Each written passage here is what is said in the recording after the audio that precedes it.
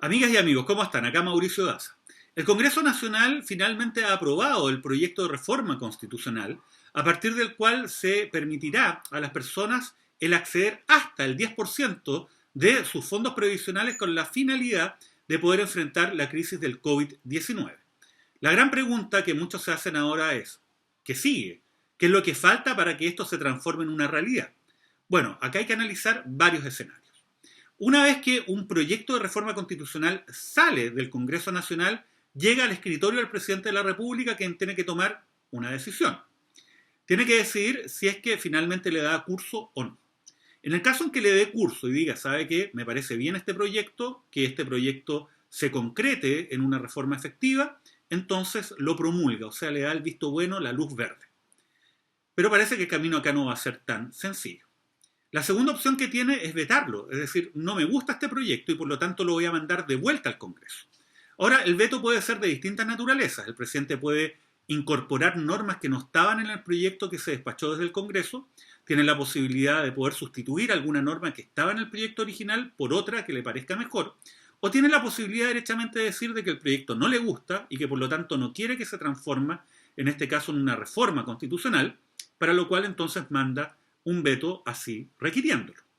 Ahora, para los efectos de que este veto sea rechazado y se insista en que este proyecto de reforma constitucional vea la realidad, bueno, se requiere del voto de 2/3 de los senadores y diputados en ejercicio que se pronuncian en contra del veto. En el caso en el cual se rechaza el veto por esta mayoría, que es bastante amplia, bueno, entonces el proyecto se manda desde el Congreso de vuelta al presidente de la República y ahí el presidente de la República tiene solo dos opciones.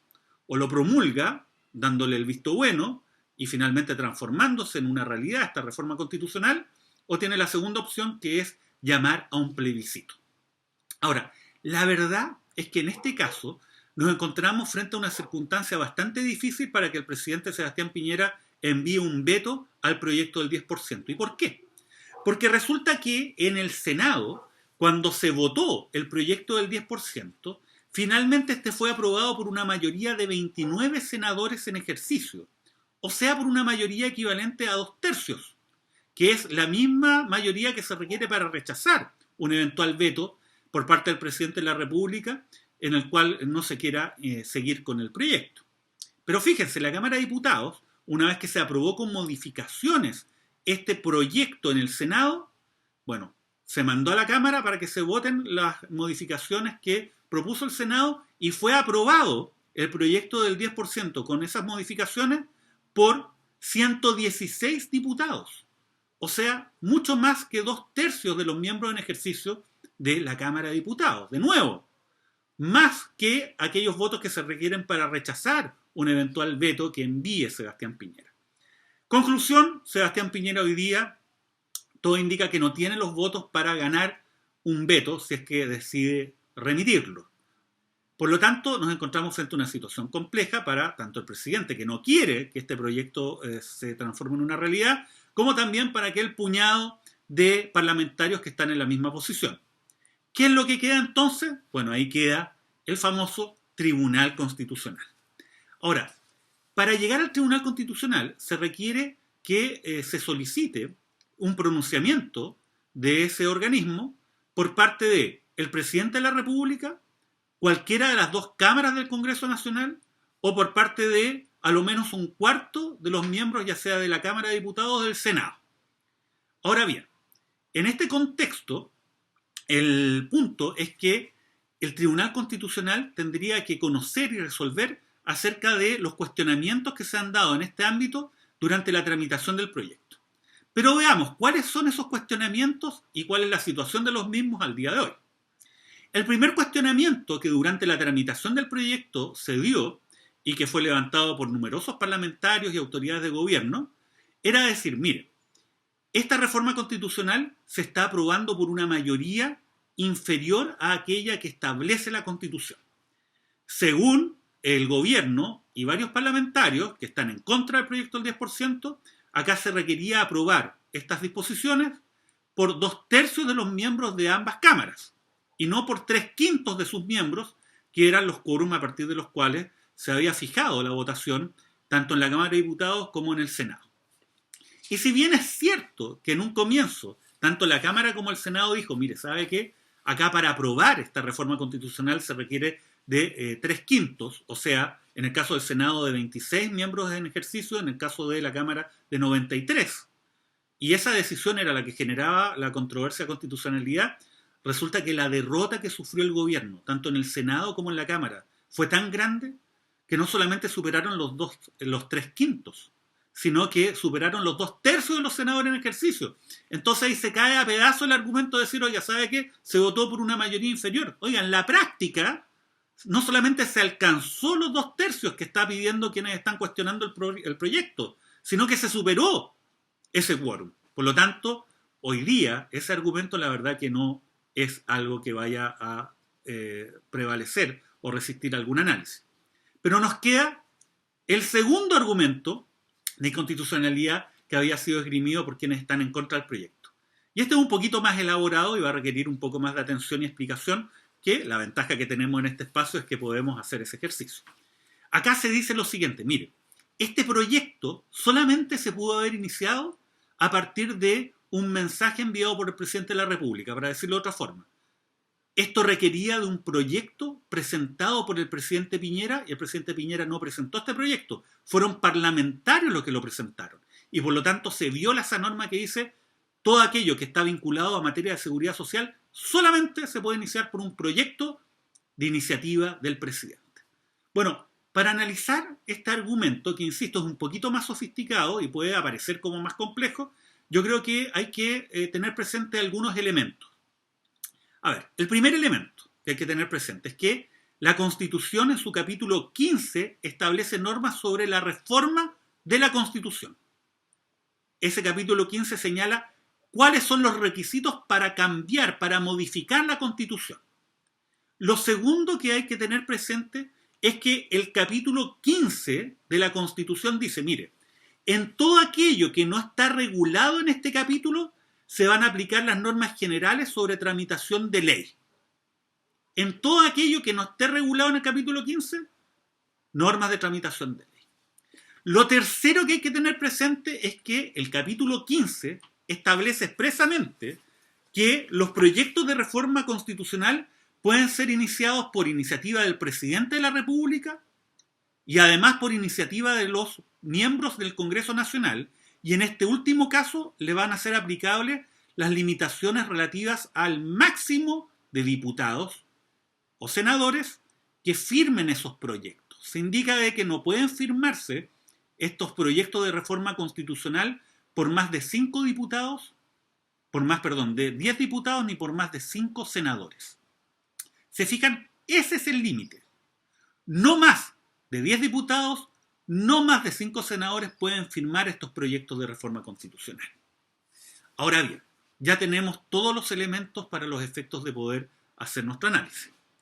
Quienes dicen que el proyecto sería inconstitucional bajo este argumento, sostienen que se tiene que aplicar las disposiciones de tramitación de ley a las reformas constitucionales, en este caso. Y dentro de las normas sobre tramitación de ley hay una que dice, mire, solamente se pueden discutir proyectos de ley de iniciativa del presidente de la República cuando son proyectos de ley sobre seguridad social. Y este proyecto es un proyecto de reforma constitucional sobre seguridad social. Y la norma esta, que se aplica a la ley, le es aplicable a las reformas constitucionales bajo la disposición que habíamos hablado. Todo aquello que no esté contemplado en el capítulo 15 se le aplica a las normas sobre tramitación de la ley. Y por lo tanto, le sería aplicable esta limitación de que no se pueden iniciar proyectos de ley en materia de seguridad social si es que no son proyectos del presidente de la República. Bueno, ¿cuál es el argumento de quienes no estamos con ese alegato, con esa controversia de supuesta inconstitucionalidad?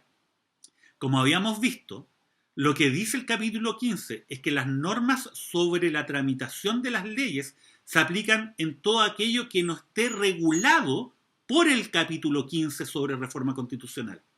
Y adivinen qué, el capítulo 15 sobre reforma constitucional sí regula lo relativo a los proyectos de reforma constitucional iniciados por los congresistas, por los miembros del Parlamento, y sí establece una limitación expresamente para esos proyectos. Solo una limitación, que es el que no pueden venir firmados por más de 10 diputados ni por más de 5 senadores. Esa es la única limitación, por lo tanto, esta es una materia que sí se regula en el capítulo 15 y por lo tanto no se aplica aquella disposición que dice en todo aquello que no está regulado en el capítulo 15, entonces hay que estar a las disposiciones sobre tramitación de leyes donde se incluye esta norma que señala que en materia de seguridad social solamente aplica lo que es la iniciativa exclusiva del presidente de la República. Como pueden ver, puede aparecer un poco enredado en un principio, pero no creo que lo sea tanto.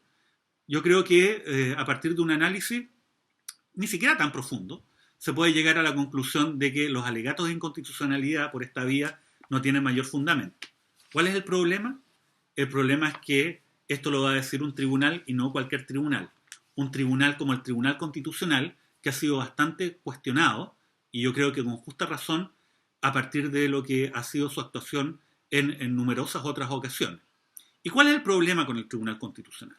El problema con el Tribunal Constitucional es que básicamente está integrado por una mayoría de personas que han sido designadas bajo criterios político-partidistas y no a partir de establecer si es que se trata de personas que tienen la real competencia y capacidad para poder ocupar este cargo. Y de esta forma, muchas personas que han sido incluso señaladas como operadores políticos han estado y están ejerciendo el cargo de ministro del Tribunal Constitucional. ¿Y por qué sostengo esto?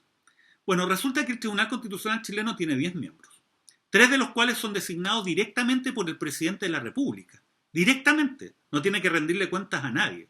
Acá basta con ser abogado o tener una determinada cantidad de años de haberse titulado y otros requisitos que son meramente formales para que el presidente pueda elegir a quien él quiera. Y en la práctica sí lo ha hecho. Bueno, el tema es que hoy día, obviamente, estamos frente a una situación donde estas personas que han sido designadas, cuya mayoría además corresponde a el gobierno de Sebastián Piñera, quien los ha colocado ahí, inclinan la balanza. Pero eso no es suficiente para hacer el análisis total. Hay otros 4 miembros los cuales son designados por parte del Congreso Nacional.